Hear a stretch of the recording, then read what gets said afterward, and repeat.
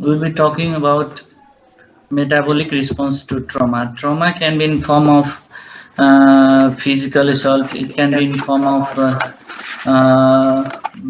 other types of disease, and it may be in our surgical issues. It may be trauma, may be in the form of surgery. So, how does body react with trauma? Today we will be talking about the same thing. Uh,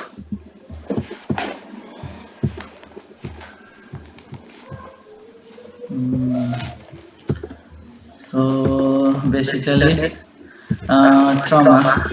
Talking about history, uh, John Hunter first discovered about the treatment of the treatment and to transfuse blood in the traumatic person, and this was the era when blood transfusion was not possible, and as I said earlier, it may be in the form of accidental or deliberate injury, or trauma may be proportional to the severity of injury.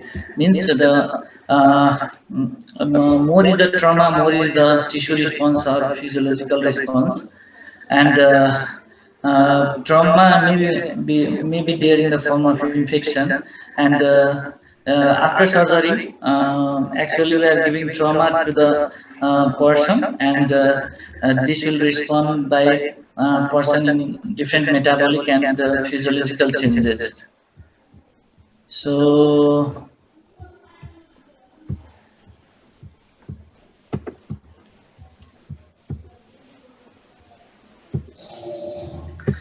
trauma has widespread response to the different body system, and it is basically mediated by uh, brain and our limbic system and our immune system and uh,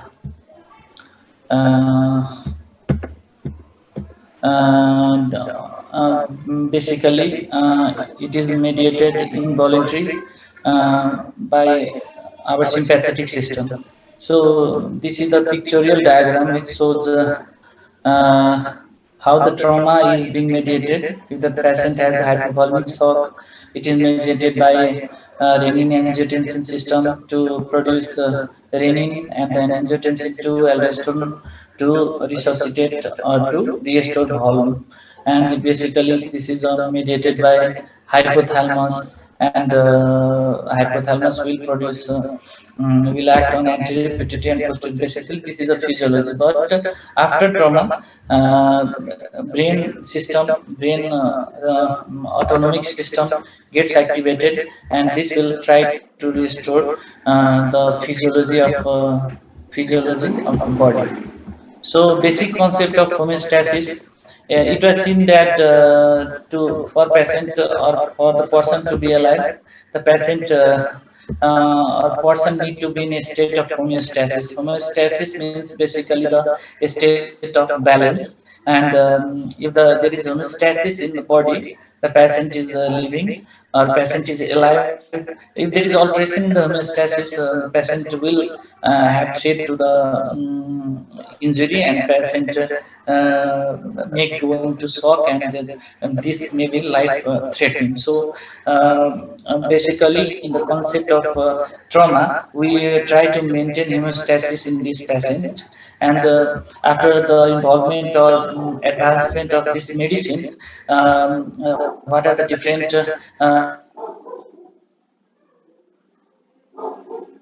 procedure which can be, or which can, for example, after surgery or even after trauma, we give resuscitation to the patient, surgical intervention to the patient, critical care. These all are the things which will try to maintain the basic concept of homeostasis. So our main concern about the trauma is to bring the person to homeostasis after any type of trauma, like surgery, like assault, like infection. So basic concept is that the patient or body should be in a state of homeostasis, and That's why more is, as we have already I have already told, more is the trauma, more is the response, and more is the devastating response to the injury. So these days you might have heard the minimal access surgery. The concept of minimal access surgery means we give minimal trauma to the patient. For example, previously we used to do uh, mm, open surgeries more frequently, but these days you might have seen that we are doing laparoscopic surgery. And the basic concept of laparoscopic surgery is that we make few ports and they come minimal come minimal surgery, optimal minimal surgery is given so that the traumatic response to the body will be less and the patient will return to homeostasis as early as possible. So main concept of minimal access surgery is to give less trauma to the patient. And what are the consequences of trauma or injury? This may be in the form physiological consequences, metabolic manifestation, clinical manifestation, and laboratory changes. So we're talking few components of all these parameters. In physiology, the patient will have increased cardiac output because patient in trauma will have shock. They will present with shock. So the patient will have increased cardiac output and they will try to maintain the oxygen supply to the vital organs. Increased ventilation will be there. Increased membrane transportation to provide vital oxygen or electrolytes to the cell. There will be weight loss and wound healing will be the process which will go later in the process of trauma. Similarly, the metabolic response will be that the patient will have a hypermetabolism and accelerated gluconeogenesis. Patient will form reserve reserve glucose, or they will form glucose from non-carbohydrate source, and there will be enhanced protein breakdown to provide amino acid to the vital organ, because these amino acid can be used as energy source in vital organs. And there will be increased fat oxidation. Fat is a source of energy, but we will see that protein breakdown will hamper the situation, but fat oxidation basically will have no dreaded consequences. So basically physiological response, metabolic response is there. Clinically, these patients who are in injury will have fever, tachycardia, tachypnea, presence of wounds and other inflammation. Anorexia will be there. And as after any kind of trauma, maybe in form of infection, maybe physical assault, even after surgery, the patient will have leukocytosis or leukopenia. Hyperglycemia will be there, elevated CRP protein, and hepatic and renal dysfunction will be there. And this represent basically the broader form of response to the trauma. So basically, we have physiological, metabolic, clinical, and laboratory parameters of injury to the body. And the uh, basic fundamental or basic meaning is that the patient will try to conserve energy or energy or this metabolic products to supply to the vital organs like heart, brain, kidney, and liver. So this patient as we have already talked, the patient may present as tachypnea, tachycardia, leukopenia, leukocytosis, hypothermia, and you should know the term called SIRS, means systemic inflammatory response syndrome, which means that the patient has some trauma. They will have features of low BP, tachypnea, temperature is high, and there will be leukocytosis. At least two components will be there in all these four. So SIRS is does not basically means infection. It can occur in for any forms of trauma, like even after surgery. There is something called graded nature of injury. Means the response to the injury is graded. if the patient has more trauma, the patient will have more injury to the body. So after major trauma, the patient, you can see this curve. After, this is the figure taken from belly and all. After major trauma, the patient will take longer time to come to the homeostasis, and this is a homeostasis line, and we try to follow the same homeostatic line. So we try to minimize this fluctuation from the homeostatic line, and the nature of the response to the injury is that injury will be greater, the response to the metabolic response will be greater. So we'll try to, in every situation, we'll try to decrease the trauma. For example, we are practicing minimal access surgery these days. Here we can see after infection or even after trauma, any form of trauma after surgery, the patient will have breakdown of protein, and this protein will be giving amino acid, and these amino acid will be utilized by these vital organs, and they will get nutrition in or caloric source from this amino acid. And as we know, this getting carbohydrate or energy from non-carbohydrate source is known as gluconeogenesis. So basically, this amino acid is giving amino acid from muscle is giving energy to these vital organs. And what are the mediators of injury? As we have already told, it is maintained by neuroendocrine system, hormonal system, and it is also maintained by different cytokines and different mediators that we'll be talking later.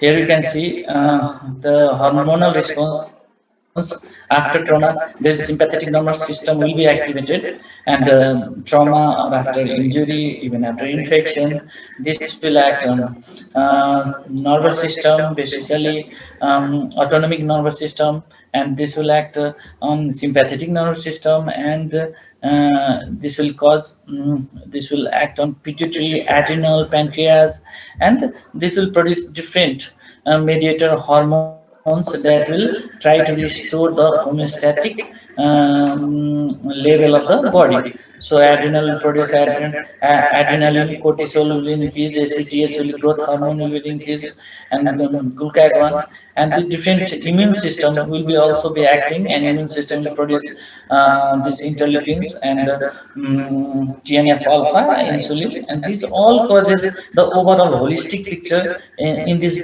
patient. As for example, if you see post-surgical patient, those patients will be lean and thin because stress has been added, and this will produce ACTH, and this will cause lipolysis. And similarly, after surgery, patient has hyperglycemia, insulin resistance, CRP protein will be increased. So hepatic response and gluconeogenesis, that is basically carried out by also by this hypothalamic adrenal axis. And pancreas will produce glucagon, and glucagon will produce acute phase reactants such as CRP from liver, and this immune system will be activated. This will produce interleukin 1 and interleukin 6. These all will cause high fever or fever response to the injury. So, and insulin growth hormones, IGF, testosterone will insulin will decrease. This will cause insulin resistance, and these all will cause the hypermetabolic response to the injury. So the hormonal limb, how does this affect, or how does this produces response to the trauma, is shown in this picture. Neuroendocrine response is basically it is divided into two phases: acute phase and chronic phase. Acute phase is also called the Eve phase, and the chronic phase is called flow phase. In acute phase, which lasts for about 24 to 48 hours, 1 or 2 days, this is characterized by response by pituitary and elevated regulatory hormones like cortisol, glucagon, and adrenaline, and this will produce hyperglycemic in hyper glycemic levels, and the patient will have insulin resistance. And why this is there in the acute phase? Because this is helpful for short-term survival. This is helpful for conservation of energy. This is helpful for providing or glucose to the vital organs. And when response and there is something called chronic phase, chronic response to the acute trauma is that there will be the hypothalamic suppression and low serum levels of the target organ, and there will be more anabolic phase during this chronic phase, and that will occur later in response to trauma. Here you can see what is the main aim of neuroendocrine changes. Main aim is to provide the essential substrate to the survival and postpone the anabolism and optimize the host defense.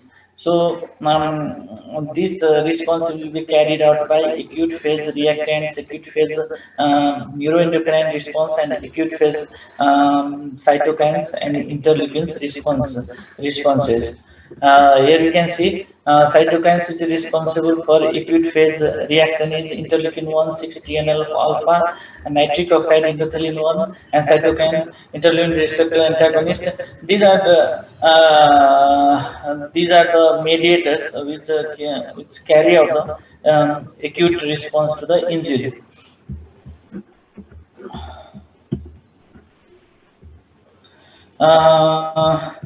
What is the physiological response to the injury? Physiologically, this patient will have, after trauma, the patient has a tendency of immobility. The patient will not move from one place to another place. The patient will have anorexia because sympathetic system is activated, and there is a catabolism. So that the patient will get different substrate for the vital organs. In 1933, there is something called Dr. Sir David Cuthbertson first coined the term ebb and flow phase. And ebb phase lasts for hours. Basically, it lasts for hours, and flow phase, and there is something called the recovery phase. Again, this is the same acute phase, like reaction which occurs for 24 to 48 hours, and after acute phase, the patient will have flow phase. During that phase, the patient will have catabolism, and late in the injury, late in this scenario, the patient will have anabolism.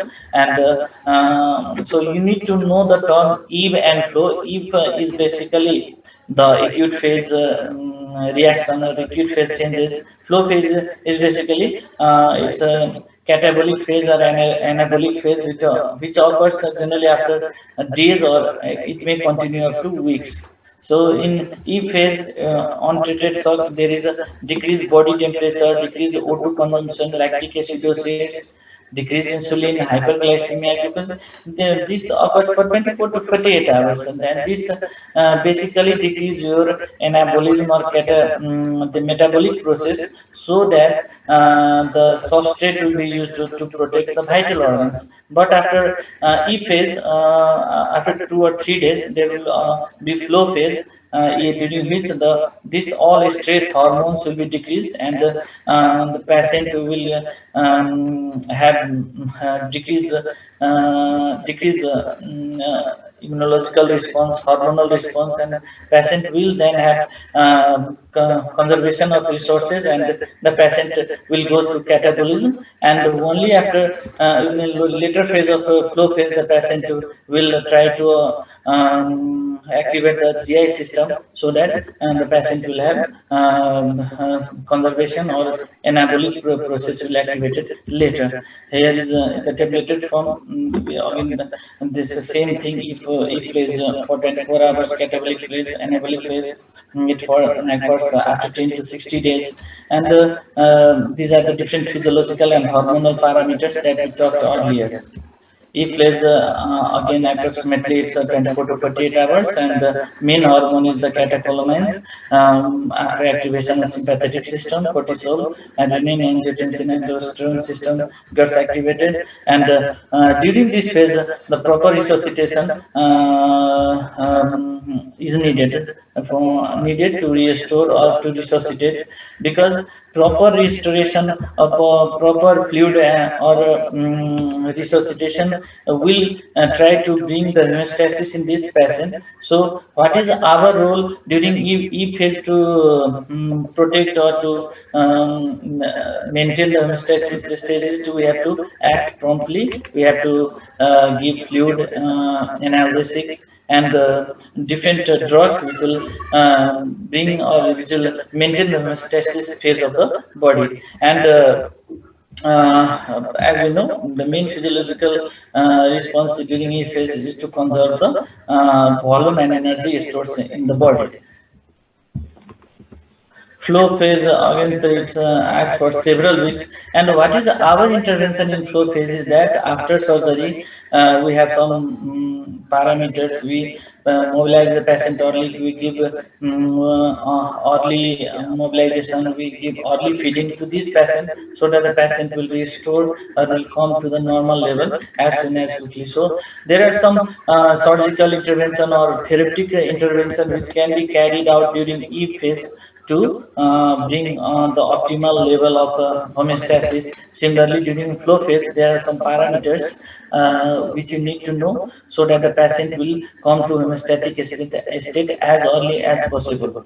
And the key catabolic events in the flow phase. Flow phase means it occurs in days to weeks is to hypermetabolism. The patient will have hypermetabolism, the metabolic rate will be increased, and during this phase, the patient may need more food and electrolytes to restore homeostatic response. So after surgery, unlike normal adult, the patient requires more calorie, more protein, more insulin. So to bring the restore the actual state of homeostasis. So hypermetabolism, alteration in the skeletal muscle protein, and alteration in the liver protein and insulin resistance, that will see what is the practical implication in all these things. Hypermetabolism, the patient will have more 15 to 20% exposure, a more metabolic response, so the patient will require more kilocalorie of energy during if phase, such as after 2 or 3 days of surgery or after 2 3 days of trauma. And factors which increases the metabolic is the thermodysregulation, increase sympathetic activity, increase protein turnover, wound circulation ability. These are the factors which is responsible for hypermetabolism. Again, it is due to the dysregulation in the neurohormone and immune mediators. In a skeletal muscle, we might have observed that after surgery, the patient will have muscle wasting, patient will become lean and thin. Why? The patient actually go into the process of gluconeogenesis to provide anabolic stage or provide energy to the vital organs. So after surgery, the patient usually asks to have more protein products like egg white and protein powders to so that the skeletal muscle weakening or skeletal muscle lean mass decrease will not be there. And this is in that skeletal muscle degradation occurs due to ubiquitin protease pathway. As ubiquitin basically means protease pathway means this will break down protein to give amino acid, and this will cause muscle wasting. So it is mandatory that after trauma, any form of trauma, the patient will have skeletal muscle wasting, and we need to act. We need to give early feeding to this patient. We need to give protein diet to this patient. For example, we generally prescribe egg white protein powder, and and this will cause basically the skeletal muscle wasting will cause immobility and contribute to hydrostatic pneumonia and death if a prolonged excess. So the practical implication is that we have to give the protein products after few days of trauma, and the patient should be mobilized, and patients should do incentive spirometry to prevent pneumonia. So early mobilization is advised to this patient after surgery or after trauma, until and unless it is contraindicated in some particular substances like liver trauma and other solid organ trauma. Otherwise, the patient is advised to mobilize as early as possible. What happened to the liver after during the flow phase? There are two types of reactants: positive reactants, positive phase reactants (CRP), and negative reactants (albumin). So after surgery, you generally see that the patient will have increased CRP, and this is a inflammatory marker. However, the patient will have low albumin. So these are responsible for this represent reprioritize of body protein metabolism towards the liver and its characterized. So these are responsible for providing the same thing, the amino acid to the other vital organs like cardiac and kidney and brain. Insulin resistance is something we'll see after trauma. Insulin resistance or after surgery, this patient usually have insulin resistance. The patient will have high blood sugar level, and this insulin resistance uh,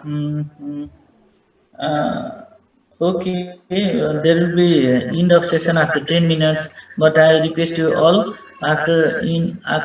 this session gets ended, please log in again so that we'll continue and finish the topic. Okay, am I audible to you all? Yes, sir. Okay.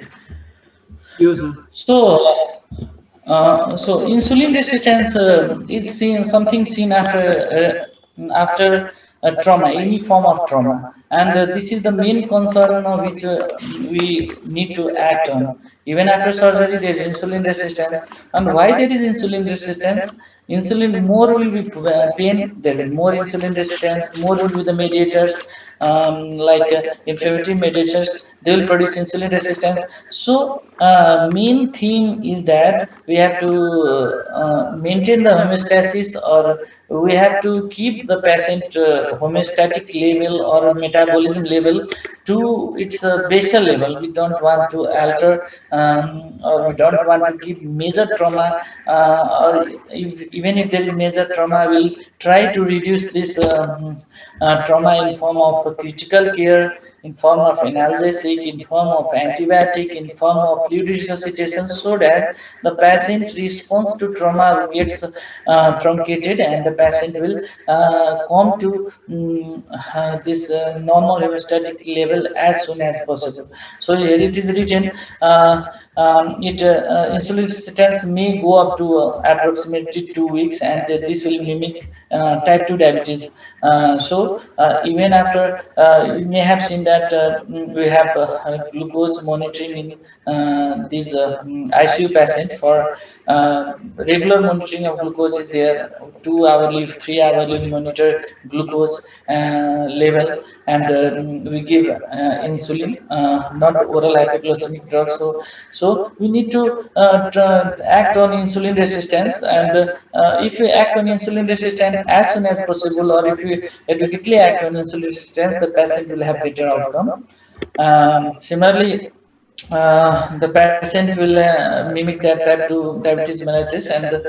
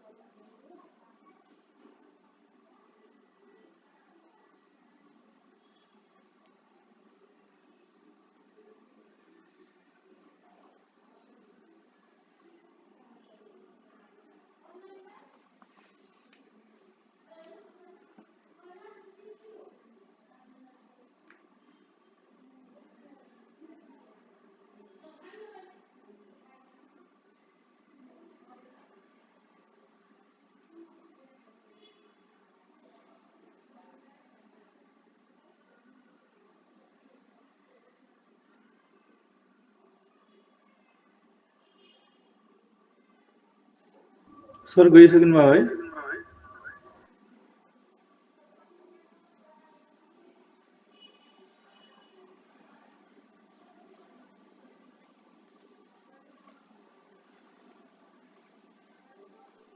Live गर्दा हुन्छ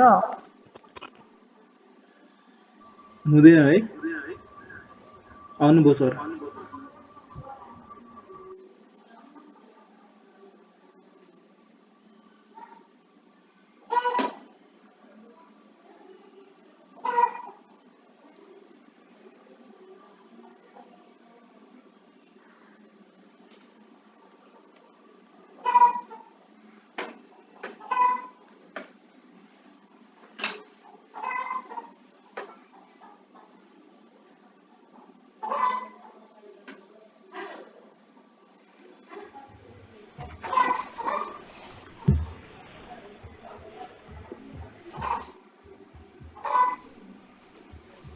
Okay, welcome back again. Am I audible? Yes, sir. Yes, sir. for Yes, sir. Okay, so let's complete it. Let's continue. Uh,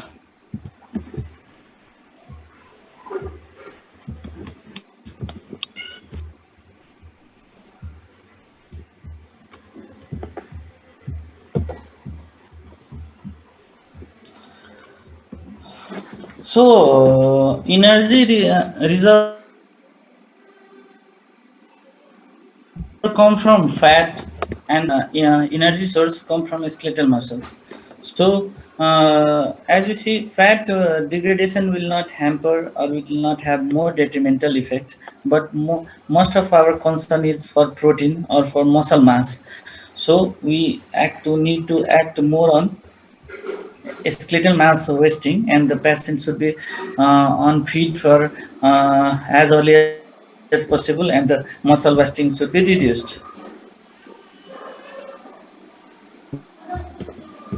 As we have seen, each gram of nitrogen contains about 6.2, is contained within 6.25 gram of protein, which is contained in approximately 36 gram of wet tissue. So we measure blood urea nitrogen in this patient, and this patient will have negative balance, and if there is a 1 gram wastage of nitrogen, means that there will be wastage of 36 gram of muscle tissue, and this is we have to follow some protocol so that the wastage will be less. As we have seen, there's a normal dose of protein requirement is 1 gram per kg body weight, but this may go up during starvation. The patient may need up to 2 gram per kg body weight of protein per day. So um, so we need to give a high protein diet after trauma, and it can be in form of plant protein, it can be in form of egg white, it may be in form of animal protein. So, as with the total starvation, once the loss of body protein has reached 30 to 40%, it is said that if there is a 30 to 40% of total loss of protein, the survival is unlikely. So, we need to act as soon as possible after any form of trauma or surgery. We have seen in critically ill patient need resuscitation, and these patient body weight increases due to extracellular water expansion by 6 to 10 liters, and this is due to renin angiotensin aldosterone system activation, which will try to preserve sodium and water, and there will be fluid overload in this patient, and so we need to give low sodium fluid, and we have to monitor intraoperative resuscitation so that there should not be any fluid overload in this patient. However, during 1 to 10 days, the total protein will diminish by 15%, body weight will reach negative balance. Patient should need high protein diet, low and high analgesia, and this is seen that this is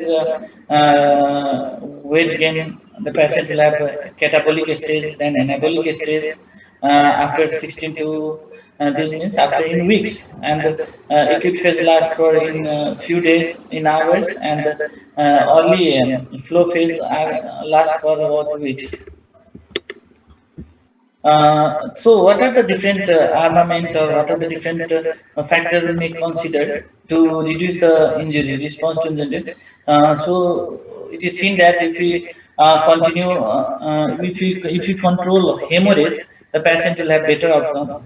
Patient should not have hypothermia. We need to see the temperature of the surrounding.